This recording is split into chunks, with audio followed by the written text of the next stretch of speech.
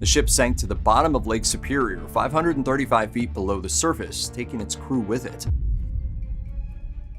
The SS Edmund Fitzgerald remains one of the most haunting symbols of the power of the Great Lakes. The surviving family members have made it abundantly clear that they do not wish to have their loved ones raised from the Fitzgerald. The massive ore carrier vanished during a violent storm on Lake Superior, taking all 29 crew members with it. But that's not what we're asking. We're asking is there enough energy available? Scientists and maritime historians note that the lake's unique conditions, its sudden storms, shallow yet vast waters, and powerful wave dynamics, can rival the open ocean. Most people know about the SS Edmund Fitzgerald thanks to Gordon Lightfoot's haunting ballad. But how did this massive ship vanish without so much as an SOS call, taking all 29 crewmen with her? It was business as usual when the Edmund Fitzgerald set out on Lake Superior on November 9, 1975 at 2:30 p.m. The Fitzgerald, a cargo vessel, carried 26,116 tons of processed iron ore from Burlington Northern Railroad in Superior, Wisconsin, right next to Duluth, Minnesota, all the way down to Detroit, 2 entire Great Lakes away. A long trip, but one she regularly pulled off with ease. The Fitzgerald is one of the champions of the waters. She sets records for the heaviest load ever carried on the Great Lakes. The SS Arthur M. Anderson joined en route and followed behind at a distance of 10 to 15 miles for the remainder of the trip.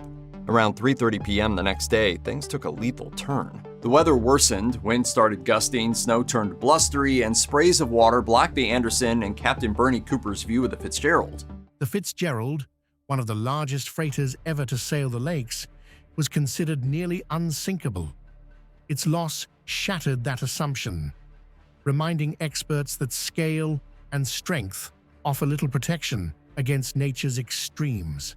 In the whiteout, Cooper can only locate the Fitzgerald's position by radar.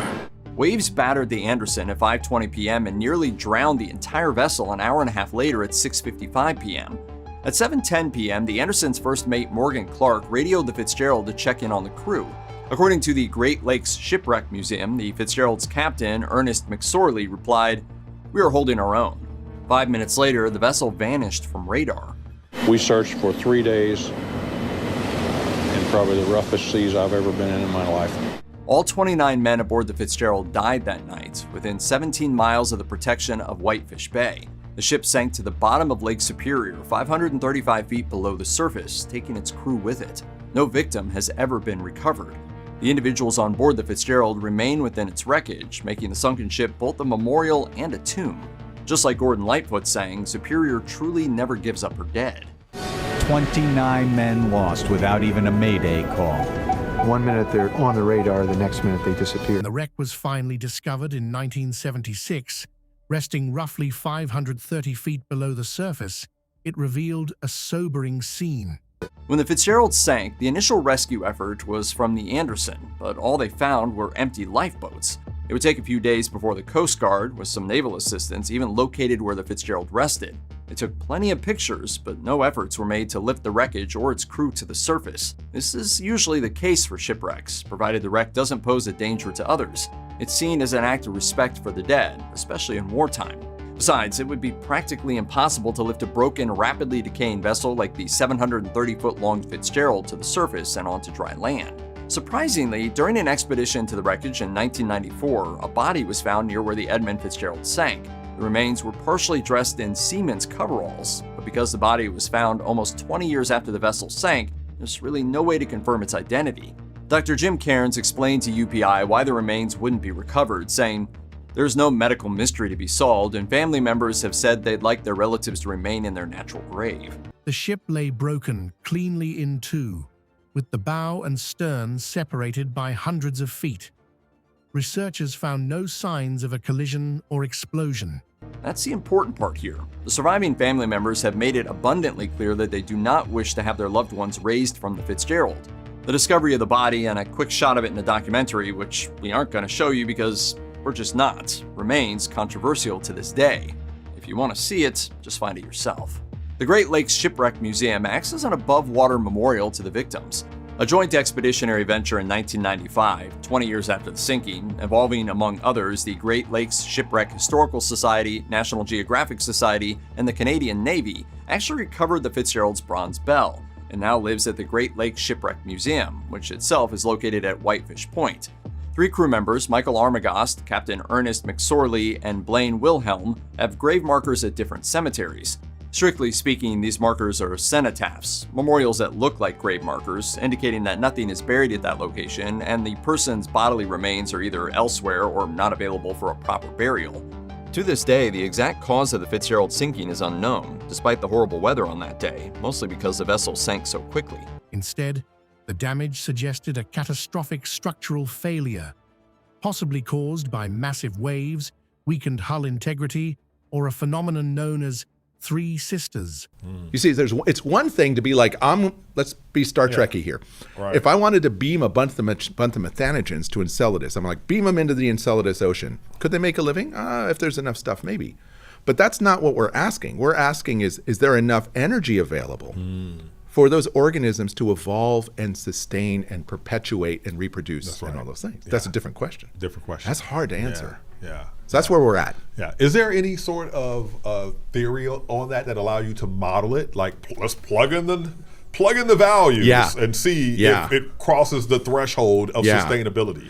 I'm going to give a shout out to a bunch of my colleagues that I've been working with over the last few years with support from NASA, who I think smartly said, you all should get together and use your different talents to think about this. So a fellow named Chris German at Woods Hole Oceanographic, who is known for discovering and finding hydrothermal vents, he brought a bunch of us together and said, let's put in this proposal and do what NASA wants. Where successive waves overwhelm a vessel.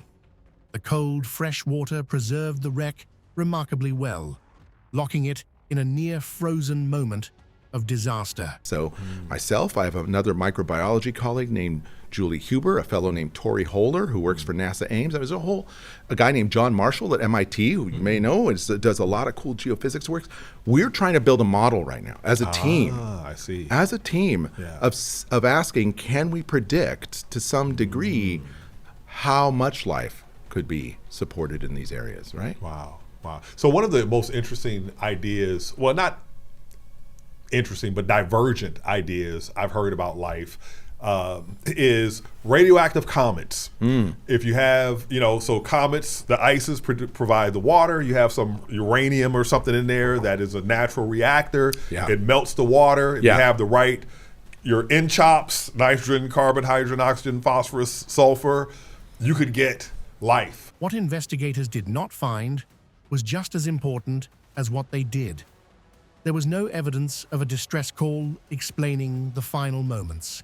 No clear human error. Yeah. And the other thing I just saw recently was this study that showed that, you don't necessarily need a lipid cell wall. These droplets, did you see that one? It's very recent paper. What do you think about all those very divergent ideas from what we normally consider? So I'm going to give you 2 answers. One is we as scientists are trained to be cautious, and that's important. It's important. We should not give that up. But I think it's equally important that we be open and imaginative. And so right now when I read about those ideas, I was like, man, that's wacky. But who am I to say no to that?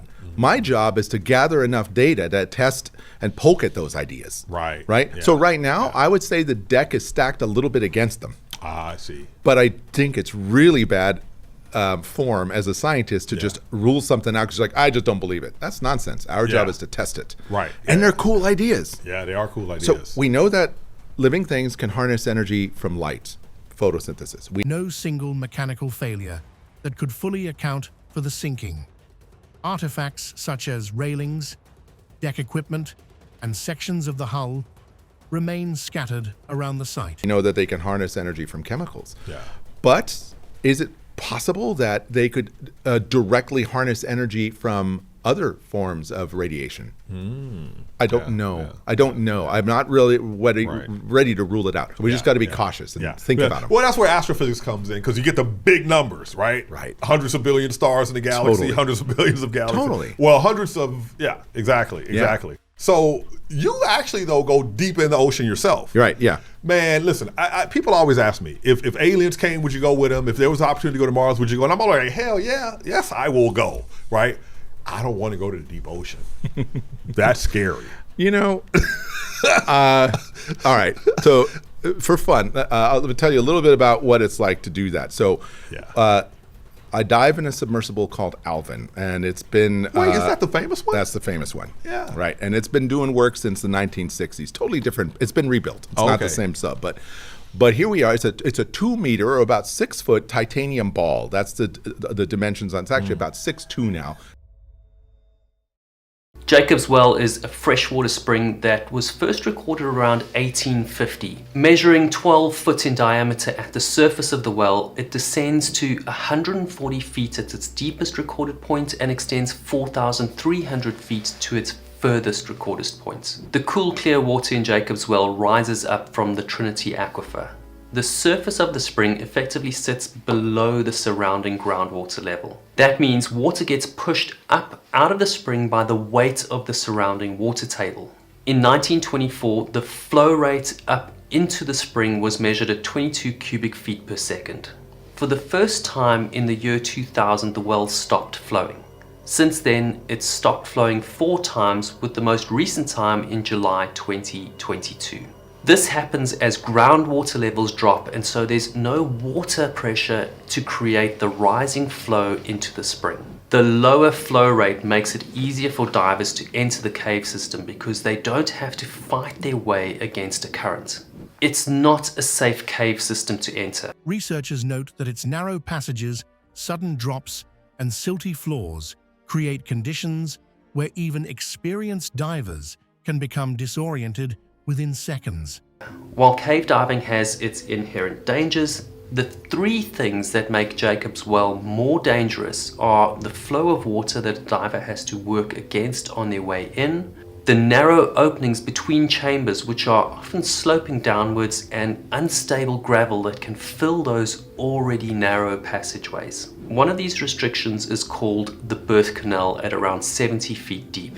After divers descend a gravel slope, they have to push their way through an opening that can be as narrow as 15 inches depending on how much gravel has made its way down the slope. The slope opens into a wider chamber. Often divers have to dig their way through the gravel, then push their equipment through the channel ahead of them and into the chamber. Once through this narrow channel, divers are birthed into the next chamber. Over the years, as many as 9 diving fatalities have been recorded in Jacob's Well. There are possibly more unrecorded deaths. Today, you need a permit to dive the cave system. One wrong movement can cloud visibility completely. One misjudged turn can trap a diver in a space too tight to escape. On the 9th of September 1979, 2 divers arrive at Jacob's Well intent on diving the cave system. They're in a group of around 20 people, but these 2 want to go into the cave before the larger group can disturb the sediment in the cave. At 23:30 on the evening they arrive, they enter the water while most others are setting up camp. Kent Morpin and Mark Brashear are experienced divers in their early 20s. Kent is an assistant instructor. He's been diving since he was 12. They don't just want to dive the cave first, they want to go all the way to the last recorded chamber, which has a deadly history. Mark and Kent descend down the first chamber where the spring opens to the surface. It's a 30-foot drop to a bedrock platform where they then turn to move sideways into the next chamber. Chamber 2 is a long sloping chamber. Towards the bottom of chamber 2 is a narrowing passage into chamber 3 called the birth canal at around 75 feet deep. Jacob's Well, scientists say, is a reminder that nature does not need malice to be lethal, only indifference. After traversing the birth canal into chamber 3, Kent and Mark find a few other divers exploring what everyone considers the last safe chamber in the cave system. Mark and Kent have their sights set on a prize they know has already claimed the lives of 4 other divers. Chamber 4. They descend the sloping gravel floor to the entrance of Chamber 4 at around 90 feet deep. This is bordering on the depth that divers will start to experience nitrogen narcosis. Nitrogen narcosis is the neurological effect from breathing nitrogen under pressure. It's caused by nitrogen molecules in your breathing gas that are compressed together under pressure that then restrict the flow of neurons in the synapses of the brain. Divers experience this like drinking martinis. The deeper you go, the more martinis. Kent takes off his scuba gear, turns around and backs himself into the tunnel that leads into Chamber 4. Mark copies and follows. Joe Moy is in Chamber 3 and sees Mark back his way into the tunnel with only one light and no cave reel. Scientists point out that depth, nitrogen narcosis, oxygen toxicity, and panic all interact in confined spaces like Jacob's Well. What I think is also cool, and what fascinates me about the deep sea, is that there are microbes that live at underwater volcanoes, and they harness their energy from volcanic gases and chemicals. So they're actually fueled by the planet's core. Wow. Which is that. cool. Yeah. Because it's different. Yeah. And that is why myself and others, many of my colleagues who study these ecosystems, why NASA turned to us and they're like, hey, y'all think about these microbes that live off of planetary chemicals, right? Yeah. Can you help us think about what life might look like? What would it take to keep things alive? The ice of Enceladus or Europa or the thick atmosphere of Titan, perhaps. Right. I'm not Hakim. I'm not an astrophysicist. I have nothing to contribute there in any deep, meaningful way. But when we understand how these organisms on Earth can make a living off volcanic gases, let me give you an example of an interesting organism, these microbes called methanogens. They make methane. In such environments, the margin for error collapses. Equipment failures become catastrophic. Wait a minute. Aren't those the same ones? I hate to go back to this topic again, but aren't those the same ones that make farts in our gut? Yeah. You carry around your own little methanogen colony, right? And those microbes, a lot of them make a living by taking hydrogen gas and carbon dioxide, and they react them. And they poop methane. That's what they do, right? And when we go to places like Enceladus, and you got things like Cassini catching little whiffs of water vapor or CO2 and hydrogen because there's a little plume. First off, the plumes are like, well, how'd that happen? Where's that coming from? That's above my pay grade. But my astrophysics colleagues and geophysics colleagues are like, yeah, that suggests there's some kind of hydrothermal activity maybe. But it's the chemicals in there that catch my attention. Because if there's hydrogen and CO2, that checks this first box of, are there the chemicals you need to keep something alive? That's just the first box, though. Right. Air consumption spikes. Decision-making slows. The cave does not forgive hesitation or overconfidence. And so, it's looking pretty promising in that regard. And now we have the hard work of saying, okay, what else might be needed to actually sustain a microbial community, to have them live and evolve, right? And that's a tougher question. So is this, surface life photosynthesis? Yep. Is what you're describing, what I've heard the phrase chemosynthesis? That's it. Yeah. Are there chemosynthesis processes that result in the production of oxygen, just like with photosynthesis? Since photosynthesis comes in two types, does chemosynthesis also come in two types? That's a good question.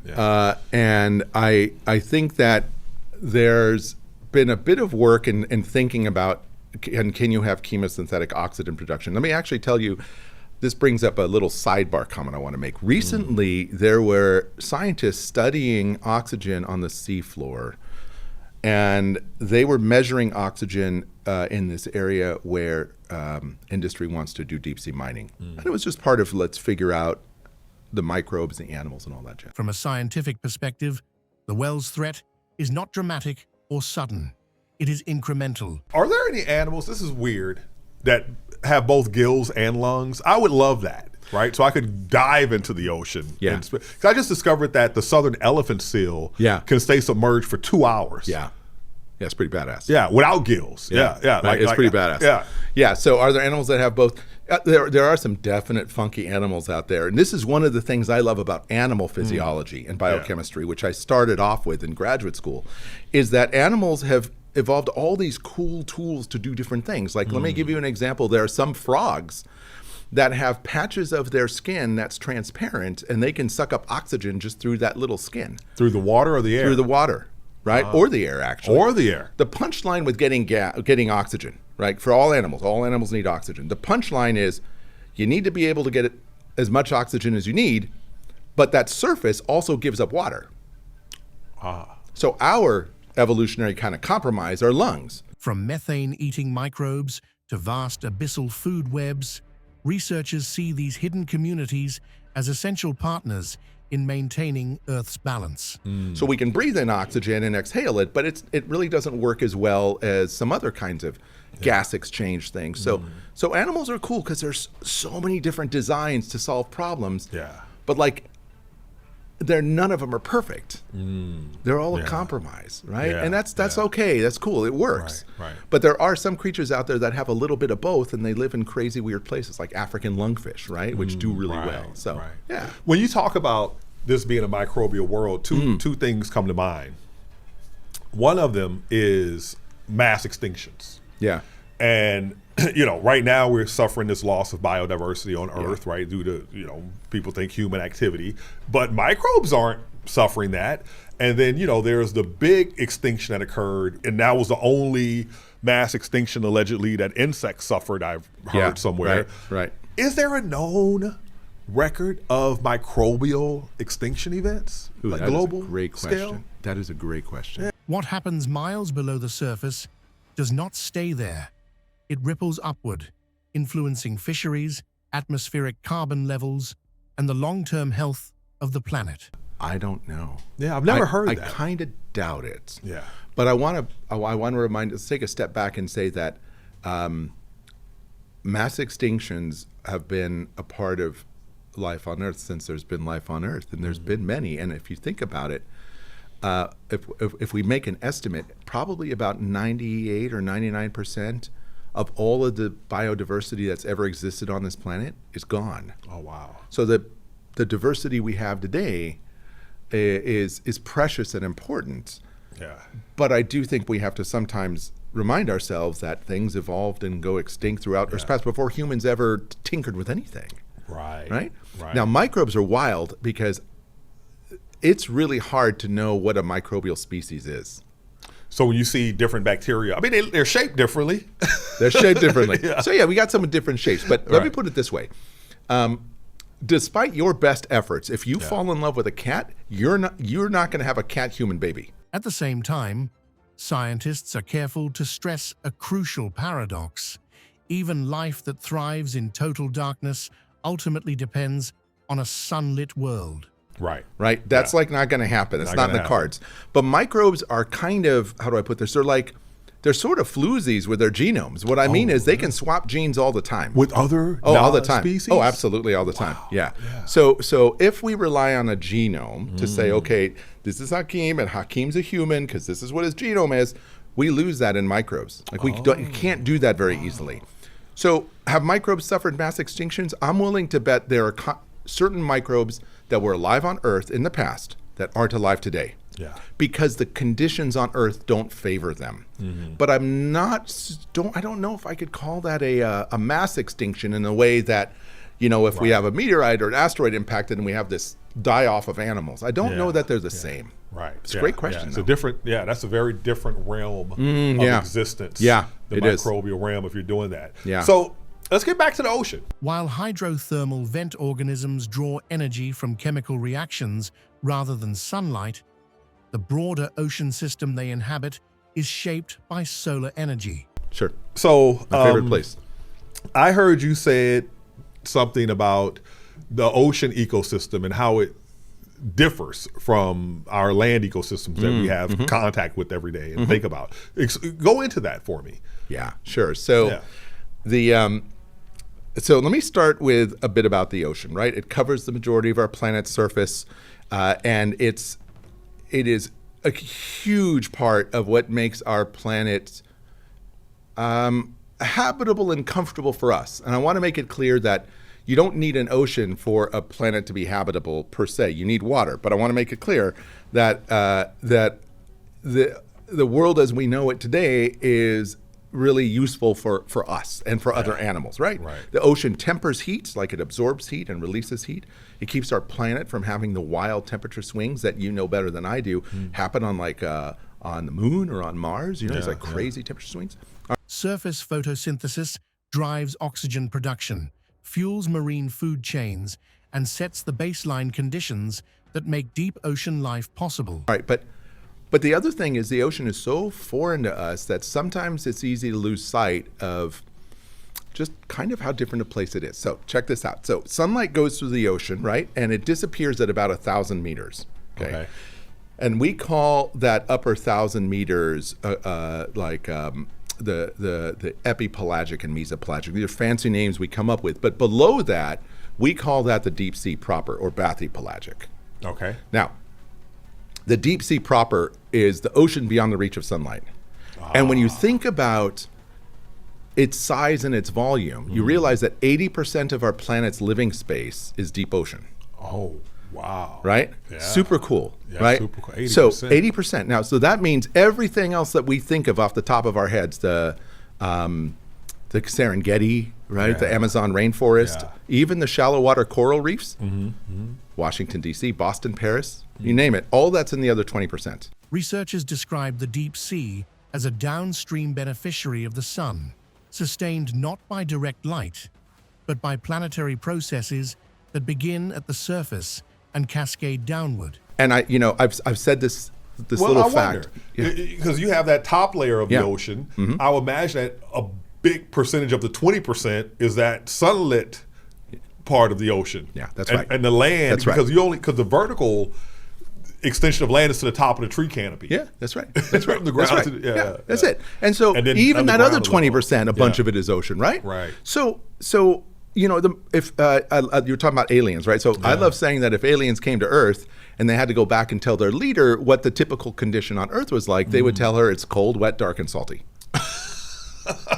Cold, wet, dark, and what else fits that description? Yeah, right. Cold, wet, dark. I'll let you run with that one. I can't think of anything. I can't think of anything. So because it's cold, ice cold seawater. Yeah. Right. Yeah. Now, that is really interesting, right? Because it means that this part of the ocean, and we're just barely like getting eyes down there, right? Like we're just barely starting to study it and understand it. For scientists, this interconnectedness reshapes how life on Earth is understood. The deep ocean demonstrates life's extraordinary adaptability. That's our planet's sort of largest living space. Now, in fairness, just so I don't want to paint an inaccurate picture, most of the biomass, like most of the stuff that's alive on Earth, lives in that 20%, because the sun is our planet's power source. You know what? This is my insight that I have been telling my colleagues for the last decade or so, and my students. I was like, what makes Earth special is not the fact that it has an ocean. It's the fact that our ocean is bathed in sunlight. Yeah, totally. Yeah, totally. And thank you for doing that work, Hakeem, and telling people, because in my even in my ocean world, many scientists are like, oh, well, water is unique to Earth, and we know it's not, right? There's like quasars that have a million times more water than Earth does. But it's that bathed in sunlight, and that lets these photosynthetic organisms like algae and microbes and plants, they do the work of harnessing energy from the sun and turning it into biomass, and everything else lives off that. So what's cool is our planet, our biosphere, our lives, we're fueled by a star.